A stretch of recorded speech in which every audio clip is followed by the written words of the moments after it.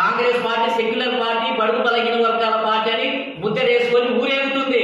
సిగ్గుపడాలి. నీకంటే communal party, అసలు నీ దృష్టిలో బీజేపీ అనేది ఒక కమ్యూనల్ పార్టీ, మతతత్వ పార్టీ, బ్రాహ్మణుల పార్టీ అని కదా నువ్వు ముద్రేసింది. ఆ పార్టీ అలా దేశంలో ఒక బీసీని బీజేపీలో ఒక బీసీ నామినల్ వ్యక్తి అయినా కావచ్చు కాక ఒక బీసీని ప్రధానమంత్రి చేసింది. అనేక రాష్ట్రాల్లో ముఖ్యమంత్రులను చేస్తూ ఉంది. అనేక ఇలా కేంద్ర మంత్రివర్గంలో 27 మందిని ఓబీసీలను మంత్రివర్గంలో చేర్చింది. సిగ్గుపడు. కాంగ్రెస్ పార్టీ సిగ్గు తెచ్చుకోవాలి. పేరేమో గొప్పది, నువ్వు సోషలిజము, గరీబీ హటావో పెద్ద పెద్ద మాటలు మాట్లాడతావు. నీకంటే కమ్యూనల్ పార్టీ, బ్రాహ్మణుల పార్టీ, కరడు కట్టిన పార్టీ అని చెప్పిన పార్టీ నీకంటే అనేక రేట్లు ముందుకెళ్ళిపోతుంది.